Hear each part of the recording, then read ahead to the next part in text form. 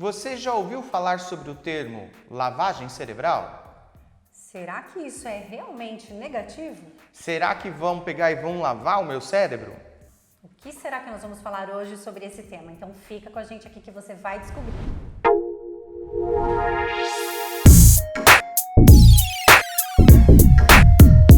Sou Daniel Carvalho, sou reflexoterapeuta e professor de reflexologia. Olá, eu sou Érica Carvalho, sou terapeuta especialista em EFT. Então hoje, Daniel, nós vamos falar sobre lavagem cerebral. Mas, no teu ponto de vista, o que seria essa lavagem cerebral?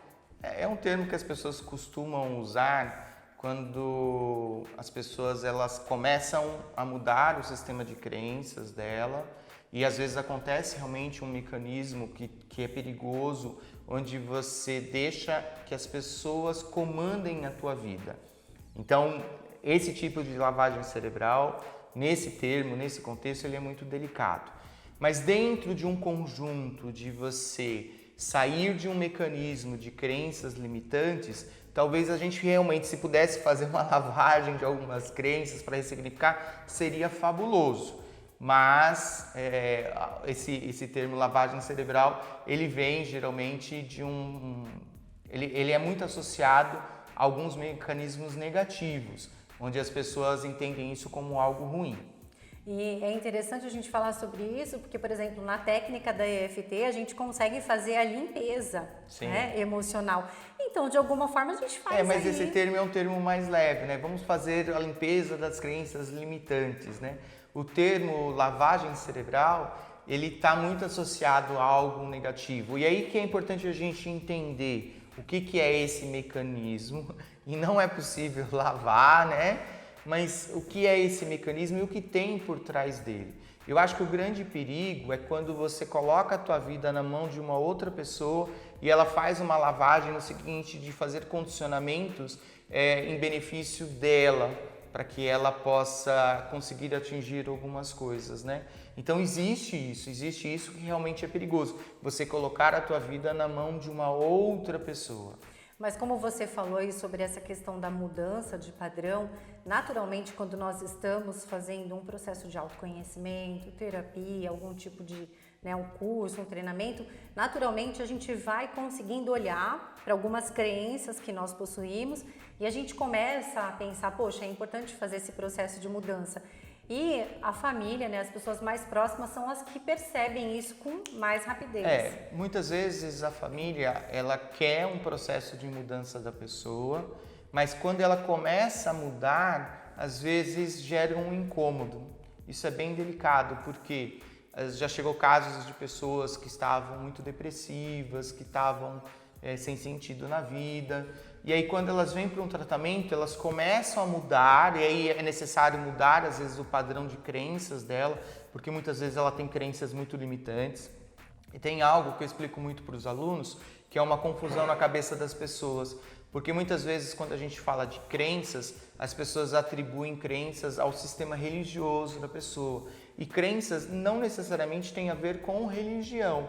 Crenças têm a ver com tudo aquilo que eu acredito como uma verdade e tudo aquilo que vai influenciar a minha vida e o meu dia a dia. Então, as crenças, elas são formatadas ali, principalmente na nossa infância, só que na vida adulta nós vamos continuar validando esse sistema de crenças. Então, se eu estou tendo um resultado hoje que não está me agradando, que de repente não está trazendo o resultado que eu gostaria, talvez o que eu precise examinar é o meu sistema de crenças. E como você falou da questão da infância, né? Imagina uma pessoa que foi criada num ambiente tóxico. Ela recebeu muitas informações negativas. Sim. Então, realmente precisa ser feita aí uma limpeza. Esse termo limpeza, ele é mais leve, porque geralmente as pessoas associam o termo lavagem cerebral a algo negativo. E aqui é muito importante mesmo essa informação, para a gente não colocar a nossa vida na mão de uma outra pessoa, né? A gente precisa desenvolver o autoconhecimento, a autorresponsabilidade, para entender aquilo que é um benefício para mim, porque aquilo que é um benefício para mim não necessariamente é um benefício para o outro. Eu acho que nesse ponto, então, seria interessante eu prestar atenção em quem está falando, né? Em quem eu estou permitindo que esteja me ajudando. se isso vai ferir os meus princípios, Meus os valores. meus valores, né? Se está de acordo com aquilo que faz sentido para mim. Porque muitas vezes, Daniel, a gente recebe, hoje nós temos uma infinidade, né, de conteúdo na internet, livros, vídeos, e quando eu gosto daquilo que eu estou ouvindo, eu começo a me conectar mais com aquela pessoa e naturalmente eu vou dar uma pesquisada na vida daquela pessoa. Ela tem família, como que ela se porta em todos os... Ela sempre traz aquela informação, porque é importante que eu também faça ali uma seleção para que eu filtre a informação que eu estou recebendo. E essa questão dos filtros, ela é muito importante, né? Porque às vezes quando a gente começa a estudar algo, a gente acaba se aprofundando e olhando. Então é sempre bom ter uma percepção ali às vezes até de mais de uma visão sobre o assunto para que eu possa ampliar a minha mente e criar crenças fortalecedoras para que eu consiga atingir os meus objetivos e que a vida fique mais leve. As pessoas têm muitas crenças enraizadas de vidas muito difíceis, que realmente existem muitos desafios na vida, mas a vida ela pode ser um pouco mais leve, as pessoas podem ser mais gentis umas com as outras. O grande desafio às vezes é a falta de respeito que existe, que acaba gerando todo esse conjunto de complicação. Mas quando você fala aí da família, às vezes a família num primeiro momento ela realmente pode se incomodar. Um outro ponto que eu também admiro muito, que você sempre explica, é sobre essa questão dos extremos. Sim. Então, naturalmente, quando nós estamos em algum processo, nós estamos num ponto e nós começamos a ver que, de repente, coisas que eu acredito aqui não faz sentido que eu continue acreditando. Mas a gente tem uma tendência de ir para o outro extremo, não é, Daniel? Então, eu acho que isso que choca a família, não é isso? Na verdade, assim, a pessoa ela tem muita dificuldade para falar não e de pôr limites. Então, ela tá aqui. Isso é uma crença que ela tem. É uma crença porque tá muito essa crença de dificuldade de falar não, de pôr limites, ela tá muito ligada a um conflito da autoestima que vem desde a infância. Então é necessário olhar. Nós inclusive fizemos um vídeo já falando sobre isso. Então eu preciso analisar essa história profundamente. Então ela tem muita dificuldade para falar não e de pôr limites. Então as pessoas abusam constantemente dela. Então ela tá aqui. Quando ela começa um processo de desenvolvimento, de autoestima, de saber quem ela é, quais são as qualidades, que sim, ela tem qualidades, mas que ela tem fraquezas, de que eu não sou perfeito, mas isso não significa que eu não possa trabalhar com a excelência, mas eu não preciso cobrar a perfeição de mim, e sim, a cada dia me tornar um ser humano melhor. Muitas vezes nesse processo a pessoa vem para cá. Então ela estava num extremo, e ela vem para o outro extremo. De boazinha, ela passa a ser uma má pessoa, né? Porque se ela começa a dizer não... É porque as pessoas que estão à volta dela não estão acostumadas com que a pessoa comece a falar não. Então as pessoas vão estranhar isso. Mas é importante que ela consiga aprender a pôr limites, porque isso está influenciando na vida dela. E aí quando ela está aqui, às vezes ela passa do ponto também e às vezes fala não para coisas que não deveriam, que ela deveria de repente ceder também, porque ela também está meio sem filtro ainda. Para depois ela encontrar um caminho do meio. O caminho do meio, ele sempre vai ser mais leve. Não precisa nem ser tanto aqui e nem tanto aqui. Mas encontrar um ponto de equilíbrio. Eu não preciso nem ser radical demais, nem extremista, mas encontrar um ponto de equilíbrio ali para que eu possa andar de maneira mais saudável. E uma outra percepção é que quando nós convivemos com alguém e a gente começa a perceber essa mudança radical de padrão, naturalmente os familiares ou nós mesmos, né, vamos pensar o que essa pessoa está fazendo de diferente que ela está tão mudada.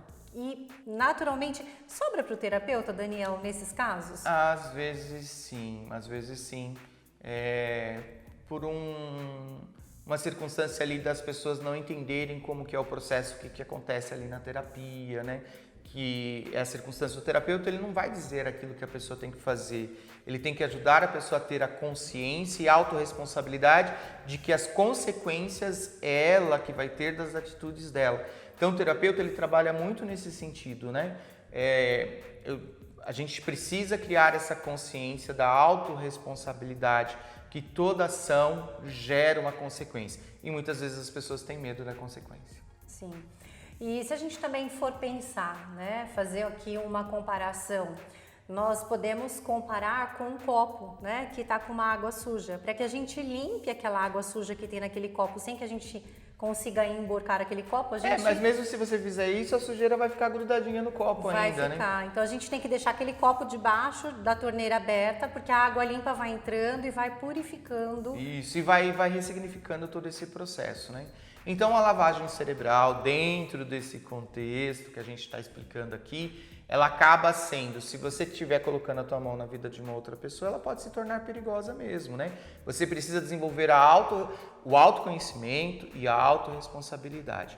Mas sim, é muito importante, se eu não estou tendo os resultados que eu gostaria, que eu faça uma ressignificação e uma limpeza das crenças limitantes. Então fica tudo mais leve se a gente pensar aqui numa limpeza cerebral, numa limpeza mental. Na verdade não é nenhuma limpeza cerebral, né? É uma ressignificação, às vezes, de histórias com contextos equivocados, uma ressignificação para extrair a força e não ficar preso na dor.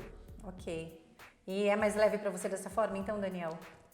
Eu acho que sim, é um caminho do meio. Sim. Isso, equilíbrio. Encontramos, então, o ponto de equilíbrio. Um caminho do meio. Perfeito. Se você gostou desse vídeo, se fez sentido para você, dá um joinha para nós. Se ainda não é inscrito no nosso canal, se inscreve, ativa o sininho das notificações e nos sigam também nas redes sociais. Cetar.reflexologia, EFT Érica Carvalho, Daniel.reflexoterapia. Muita gratidão, um grande abraço e até o próximo conteúdo.